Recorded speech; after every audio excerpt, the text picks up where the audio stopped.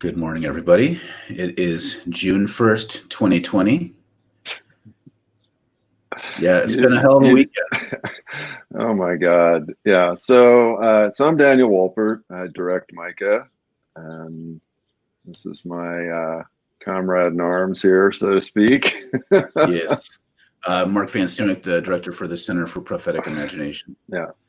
So first of all, we may sound a little goofy and slap happy this morning, because we basically have not really slept for a week, and yeah, we probably breathed too many fumes of weird substances. Some unintentional. Yeah, yeah, mostly unintentional. Yeah. And it's really intense here. So yeah, because both Mark and I basically live at ground zero in the neighborhoods. We're kind of corridor. Like if there was a little L or V or something, between Lake Street and Chicago, and we're right there. We're on either side of it. Yeah.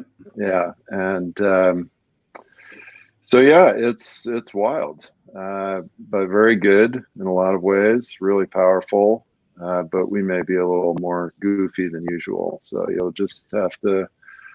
If you're praying types, pray for us, or you could send us fruit baskets or candy grams or something. Although post office and UPS aren't delivering right now, so They say my packages, which have been waiting for a week, might be delivered today. So I'm hopeful. And I've seen the UPS truck around. I think they're just being a little more careful. They're just backed up. Yeah. So today we're talking about the narratives being advanced right now and who they serve. And also that there's ways in which the protests are working. And, and like, this is the disclaimer, like we're just a couple dudes who have our own perspective and our own analysis, and we are white. It's important to recognize that. And so we're trying to take what we're sharing seriously, but I mean, I don't know all the information. We're just trying to focus on what information we actually do know, and then present what we think is what's going on and why it matters. Right. Yeah, I mean, that's a great disclaimer, and we actually know a lot. That's true. There's a lot we can know. Yeah. Yes. Yeah. And again, we've been out on the street every single day, sometimes every day and every night. And I can promise you that most of what is being portrayed in the news and the mainstream news is only a very small slice of the story. That's right.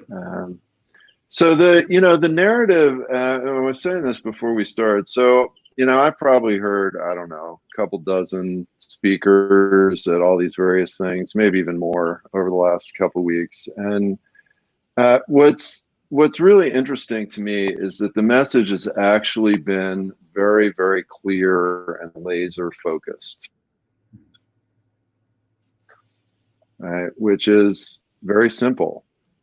We need cops to stop killing Black people for no reason at all. And we need these 4 officers arrested and charged quickly, as in 6 days ago. And that's been the message. Like it really has not wavered at all. And, there's obviously 400 years worth of history and narrative behind that message. But that has been the very simple message, and that has been very consistent. Thousands of people get what that message is. One of the stories that we hear all the time is that these protesters are just this kind of dumb, blind, angry mob, which is completely not true. And people know what the message is. Right. But then in the face of that, the state has tried to put forward all kinds of other messages and narratives, largely for the purpose of deflection and creating confusion, which they're very effective at, actually. Uh, Mark is gone. Now you're back. Hello? Yeah, I don't. Yeah, so we just went off, but I did a speed test. My internet's fine, so I'm assuming this is on their end, or the police are involved. So hopefully it'll keep coming. I don't know what that was.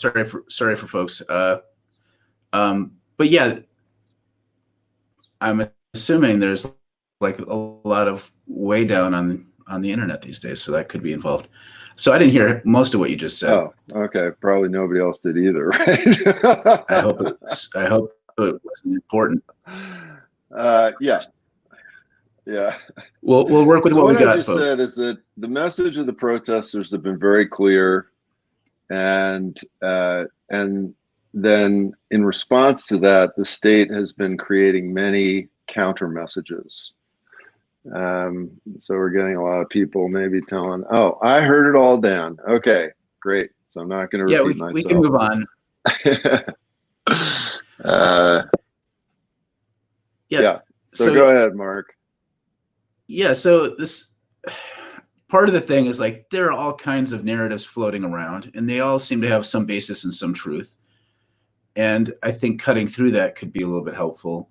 But yeah, the part of the problem is the reason why it becomes unhelpful to overemphasize certain things which may or may not have much basis in truth is it takes away from this primary narrative, which is the police did this, the police need to be held accountable. Immediately there's these demands, but then there's also some other things we should look at doing. And some of that stuff is helpful. This is where the protests are helpful. And right now, the narrative is shifting to how all the ways in which the protest is unhelpful. That's right. The narrative's being pushed and being fed into by scared white people. Yes.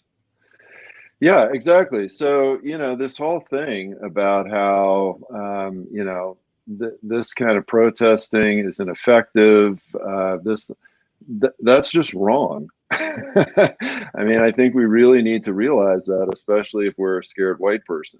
That is wrong. Things have happened in response to this that have never happened before, right? We have never had a white police officer arrested for killing a black man in Minnesota. That has now happened. We have never had a county attorney who's a racist, horrible person basically pulled off of a case and having it bumped up the ladder to the attorney general. We've never had that happen. We've never had. Which in this case, the attorney general, like, you can have mixed feelings about Keith Ellison, but having a black Muslim man attorney general involved in this, that's also kind of a new thing. Yeah. Yeah. We have never had the governor go on TV and say, yes, these people should be arrested. These cops should be arrested. That has never happened. And so the police is intrinsically racist. You said that. So yeah. And none of those things would have happened if everybody had just said, oh yeah, we'll be patient and wait for the investigation to unfold. Like, absolutely none of those things would have happened. So those are enormous victories. And again, what the state has been doing at every turn has been trying to prevent the ongoing push to get justice. They've been actively trying to prevent that. And they've been trying to prevent it with violence. They've been trying to prevent it with, these police actions. But then they've also been trying to prevent it with narrative and story. Yes. And so part of the big story, like, this is the narrative I'm hearing a lot of, is that all of this is caused by sometimes literally armies. I've heard numbers from 10 to 70,000 outside white supremacist agitators invading the city, causing this. Now, I've also heard, I want to be very clear, I've heard from people I respect, particularly POC folks, Black people, that they've seen activities that seem like white supremacists, or at least white people in trucks, dressed in certain ways, coming in, sweeping in, and causing problems, and then leaving. Mm-hmm. So that's also, I believe that to be true. But the narrative that the government has pushed, that there's armies of these outside agitators, has been unverified. And these claims Well, made early on that there was like all these arrests were from out of state people or not local people. That's been kind of proven to be also not accurate. yeah, yeah. And what's interesting, right? And this is what the state does, and of course Trump is the most brilliant at this, is they put out a message which is false, but it gets picked up like crazy because they're the governor, they're the president, they're the whoever. It gets spread like wildfire. It causes fear. It gets spread on everybody's social media, and then everybody believes it. And then a couple of days later, so like by last night, both the governor and the mayor of Minneapolis completely walked back this narrative. They were like, yeah, that's not really happening. But it's already too late, right? It's because it's out in people's consciousness and out in the ether. And now that's how everybody's thinking, irrespective of whether or not it's true. Yeah, then they find any small evidence as proof of a larger thing. And the question is, so just taking a step back, what does this narrative serve? And the way I've seen this narrative being useful for them is suddenly kind of liberal, nice white people who are very much like saying, oh no, we support George Floyd and these protests, have now become fixated on protecting their property from roving bands of white supremacists. And in that act, the police and the military presence are allies. And so now the bad guy has shifted. That's why this has been promoted by the government. It's to shift the bad guys so that they don't have to be the bad guys. And so that the pressure that we've been putting on them will be redirected elsewhere. It's pretty straightforward. That's what's happened. That's how the narrative has worked. Yeah. And again, and I mentioned this the other day in one of my videos. If you have not been involved in movement work, and you have basically been a sort of comfortable white liberal, you sort of almost have a hard time believing that your nice government would do this to you. But as somebody that's been involved in this for decades, this is a standard playbook. Like, this isn't unusual. Like, the government of Minneapolis didn't make this up last week and said, hey, we've got a great idea. Like, this is the standard government playbook. They disrupt both from within by often infiltrating movements. Every movement work that I've been involved with has been infiltrated by the cops, by the FBI. And then they disrupt from without. So they usually create some kind of counter disruption. In this case, the roving army of white supremacists and anarchists.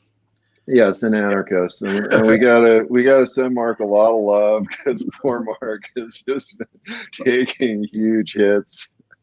And doesn't he look like an evil anarchist? That's why I'm growing my beard out, so I can look like the anarchist.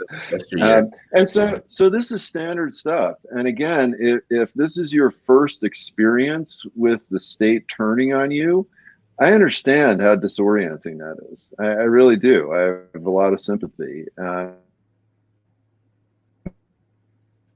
Again, we talked about these old views and these disruptions, very disorienting. Like, because you had this view of, the governor is your friend.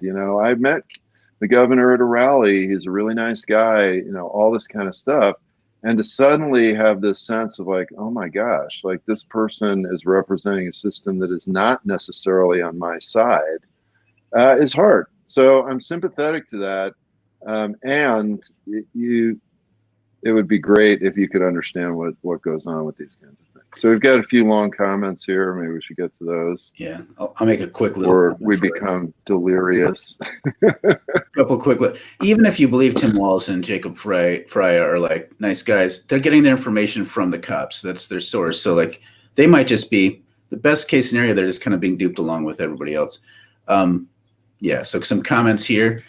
John writes, it seems like the disruption of delivery services, which we were talking about earlier, is not a negative result, but in fact, is a part of the disruption of normal capitalist wheels and gears necessary to force actual change. So your comment supports the rest of your comment regarding the process working. I mean, it's messy, but yeah, I generally agree that when the interstate shutdowns happened during BLM and are happening now, Black Lives Matter shutdowns, that was horribly inconvenient to me and to other people, for a lot of reasons, but it works because it disrupts.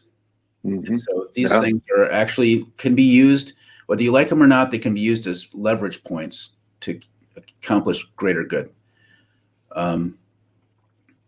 Kathleen writes, the message seems to be much fuzzier in Kansas City, I'm assuming. I watched hours of coverage last night. The police had a clear motive of protecting local businesses. Although there were thousands of protesters, they didn't seem to know what to do. I understand that it could be because that's the message the media wants us to receive, but I must say the media is influencing public opinion here. Oh, yeah. The media influences public opinion tremendously.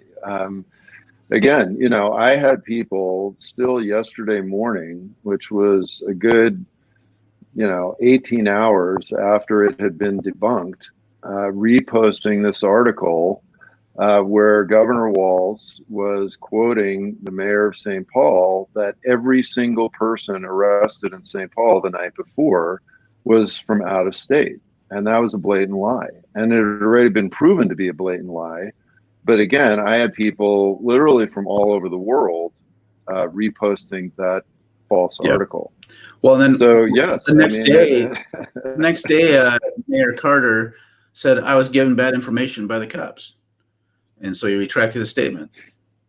But it's still being shared. Well, and again, that's a convenient political cover for him. Why isn't he more suspicious of the information that's being given to him by the cops, given the situation? People need to remember we're protesting the cops. So I feel like we should be skeptical of them and their motives. I mean, that seems like it's a no-brainer, but apparently it's not.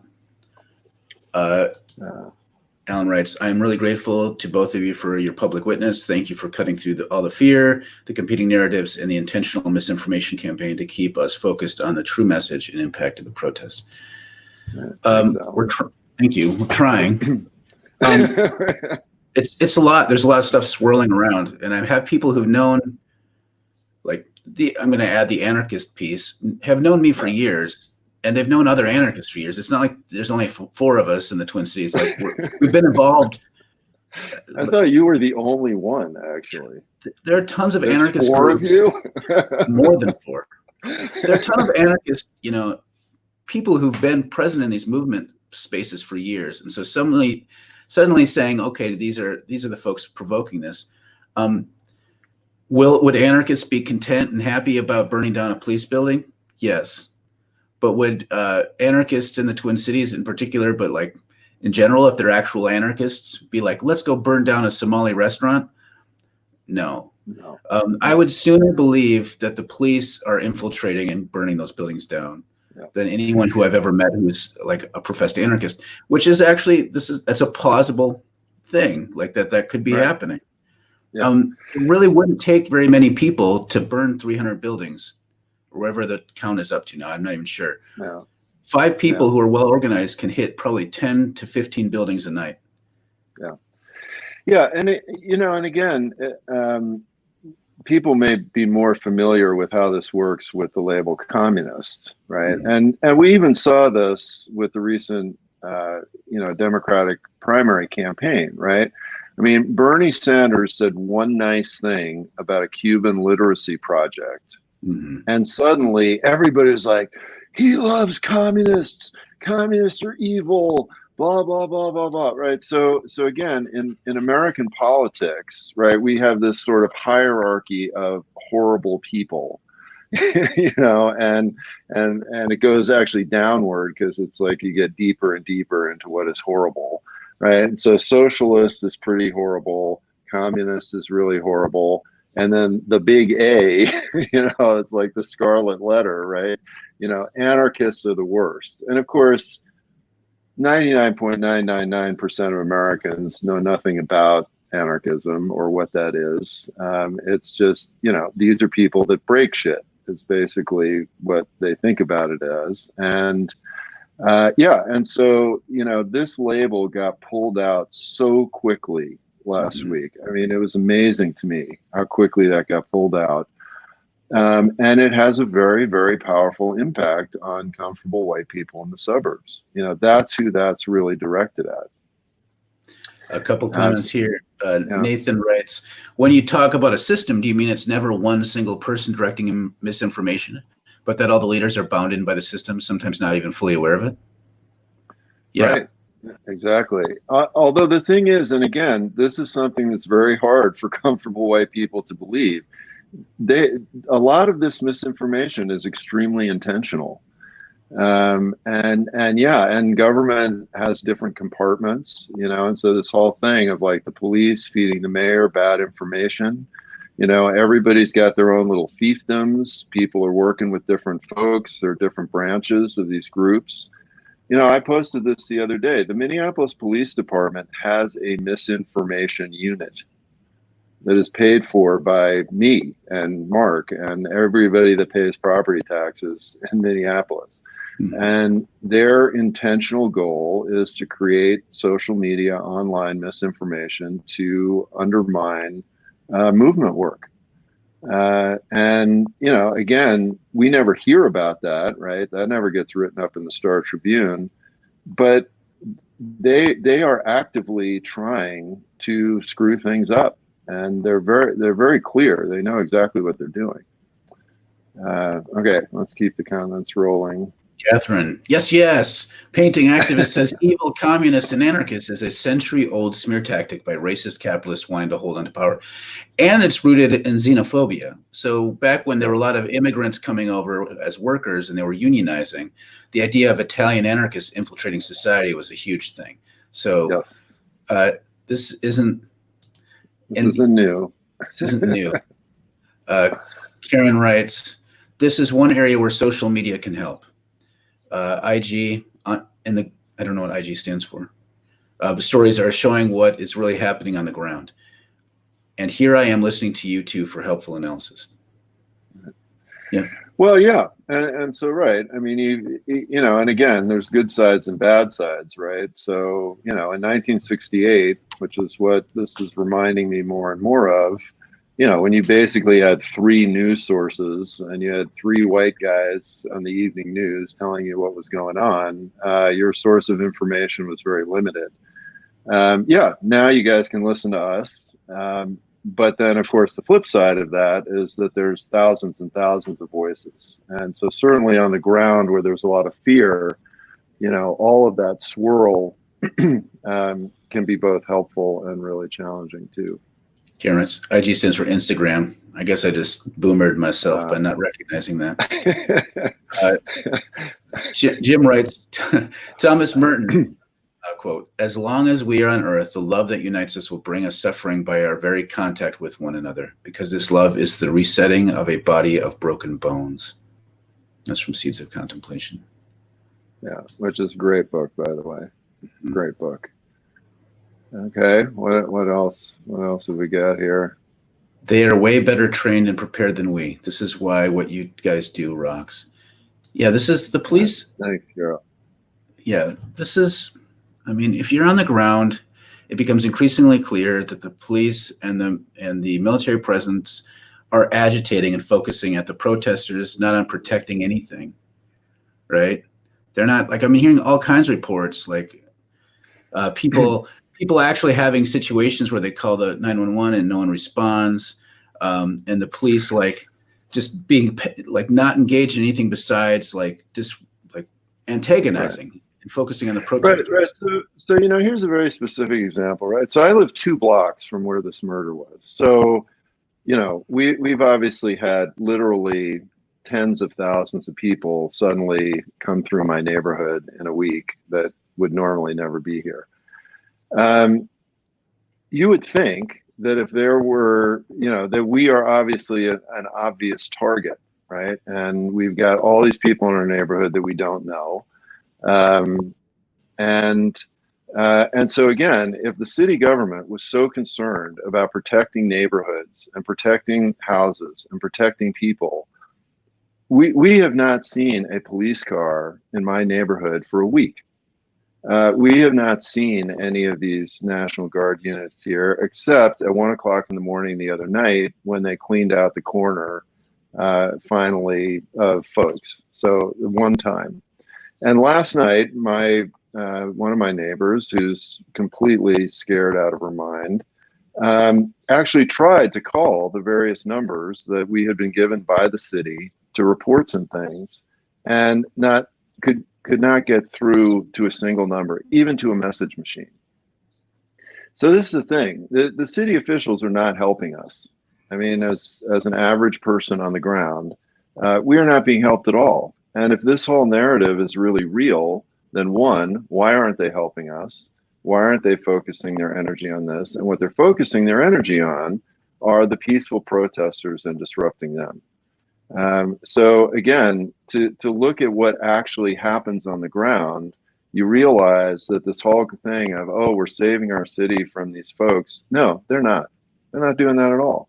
Zero. Other comments?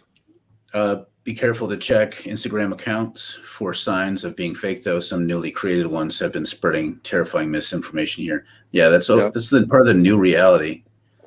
The other narrative, Kathleen writes, is being pushed by media is warning these protests will worsen the pandemic. Well, I think that's kind of true.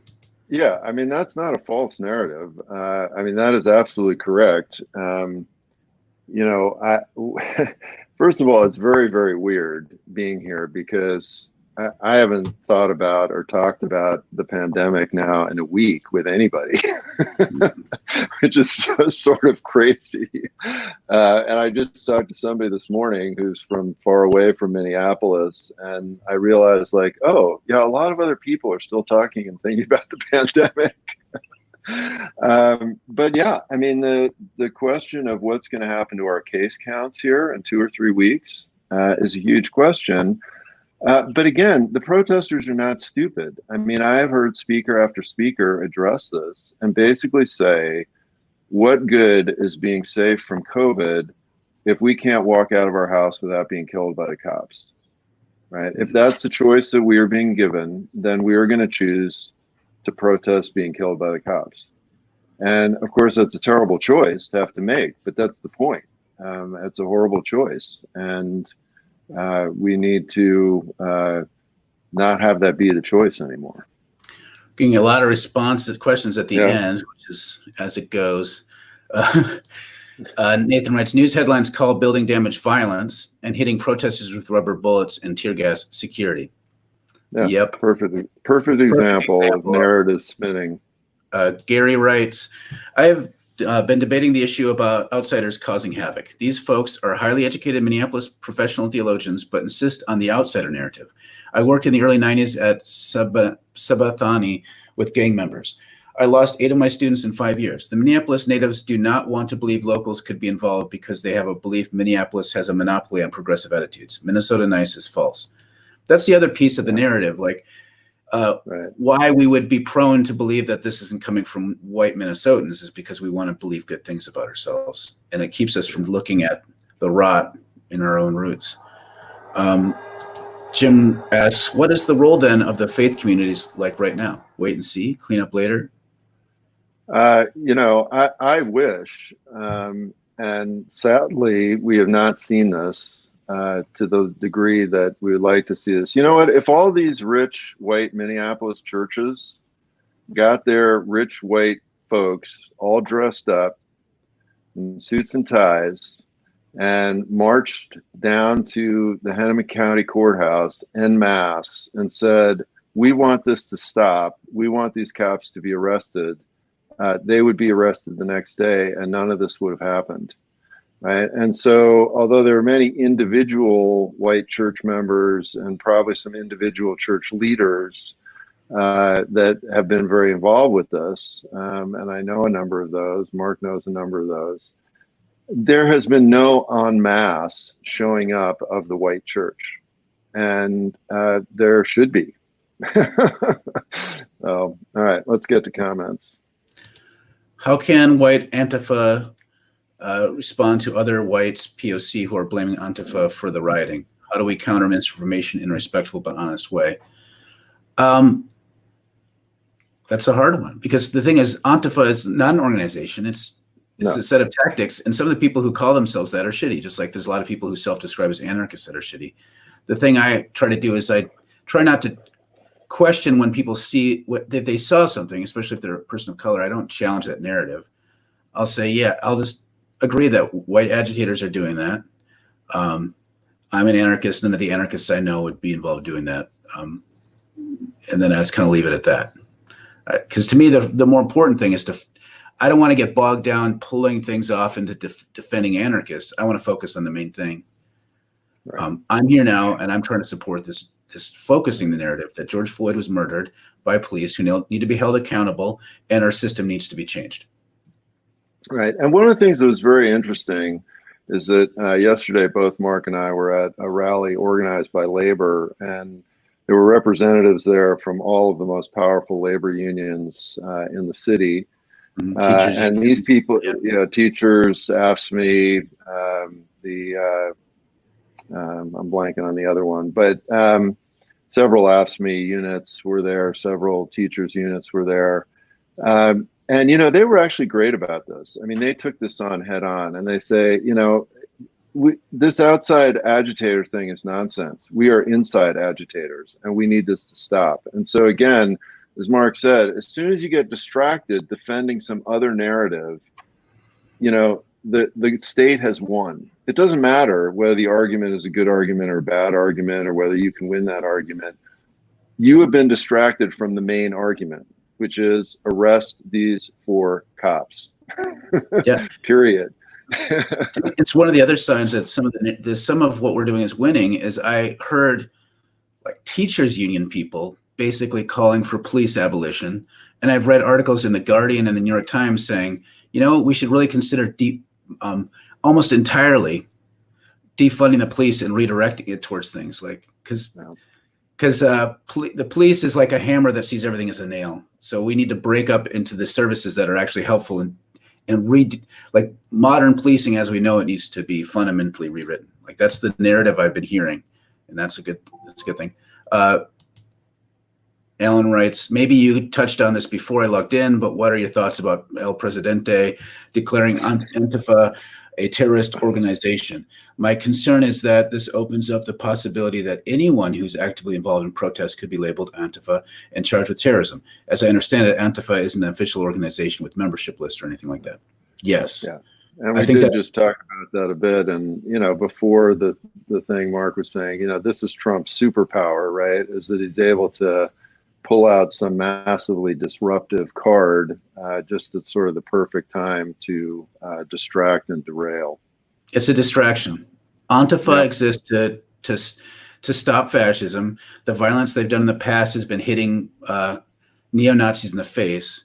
They're not about going in and burning down Somali restaurants. That's not what Antifa does. Some Antifa people are nonviolent. Some people believe in the use of force, even lethal force against fascists. But it's just a catch-all term for people who are anti-fascism.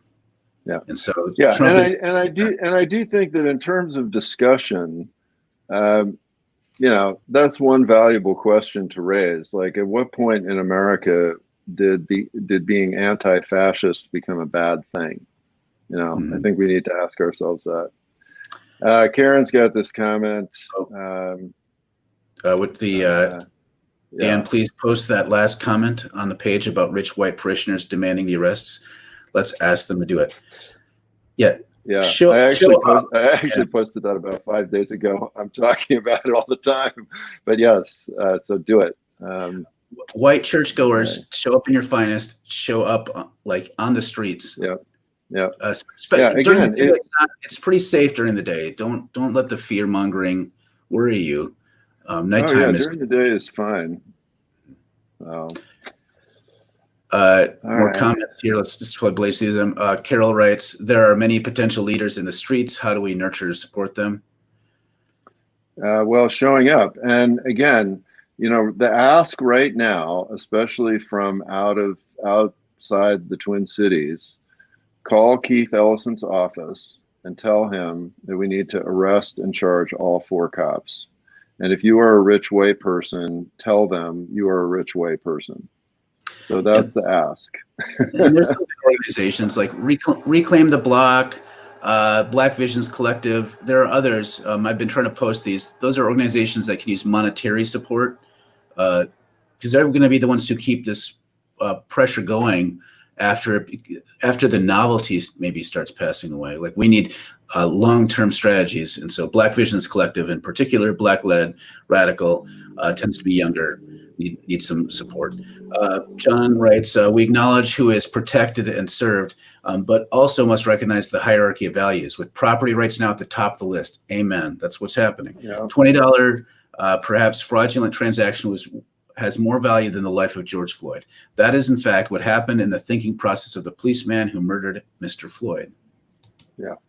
Yeah. Yeah. No, I mean, absolutely. And again, you know, and this is not about inciting violence, but you know, a lot of the Black speakers have addressed this whole issue very articulately in a very head-on way at these rallies. And they have said, look, I don't care about a Target building. Like, I don't own Target. Black people don't own Target. Black folks don't own stock in Target. You know, my life, the reality of my life, and this is one. I mean, I just start crying like every time I think about it. The reality of my life is I have a Black son, and I have to worry every single time they walk out the door that they are not going to come home. Mm-hmm. That's what I care about. And if you value a Target store more than that, you're messed up. And so, you know, again, this is the issue. This is the issue. And, you know, as a white parent, I never had to think about that. I never had to think about that. And my friends who have to think about that every day, it just breaks my heart. And so that's the reason to be on the street. And that's the problem, and that's the story. Yeah, here's the thing. Like, it's all the grocery stores, like in that part of Minneapolis, are gone. So it's worth lamenting that. But if you are a white person who is saying, "Oh no, look at what these bad people have done, these outside agitators," but haven't given any money or food to the people who are going to be really put out by this, then I question whether you're really upset about that or something else. Like, I'm just going to lay it out there. Because there's a lot of white proprietarian bullshit going around under the guise of concern for our neighbors. And I want to call bullshit on most of that. And I'm about to lose my shit about it because I see people hand-wringing about this more than I've ever seen anything in my fucking life. And they're using it under the pretext of being concerned about their Black neighbors. When did you suddenly start getting concerned about this? We've had dead bodies for years now, and you weren't concerned then. When people start burning stuff, then you're concerned about Black people? Bullshit. Okay, I'll calm me down now. There we go. And you invented a new word, a propertarian. I don't think I made it up. Really? I think it's. I've never heard that. I like it. It's a good word. Jonathan, I don't use my temper online very often. Got to see it. Jonathan writes, for real, I don't know if abolition is that idea whose moment has come, but it has certainly taken a big step in that direction. Yeah. It might sound crazy to people, but check it out. Like, again, The Guardian and the New York Times are writing about it. It isn't an insane idea. You just have to break the idea that you think you know what modern policing really is, and question like how we could do it better. All right. So last comment. This comment by Kate. How do I respond to my white upper middle class friend who just keeps saying they shouldn't be rioting, they should be peaceful? That's a good closing comment. You can, yeah. So you can tell them to watch this episode. Also, Mark and I have been posting on Facebook. We post publicly videos, written stuff, audio. You know, send your friends to come listen to us. You know, we're like boring old white guys, and you know, old maybe, yeah. Okay. You didn't know what IG was. Fair enough. All right, folks. Thanks for sticking with us a few extra minutes here. We will be. Oh no! Wait a minute. We won't be back tomorrow, right? We're off tomorrow. What day is it? I don't even know anymore. Yeah. So we'll be off tomorrow. We will be back on Wednesday. Probably ranting about the same stuff. So. Yeah, we'll see. A lot of stuff happening. Yeah. All right. Bye. See you Wednesday.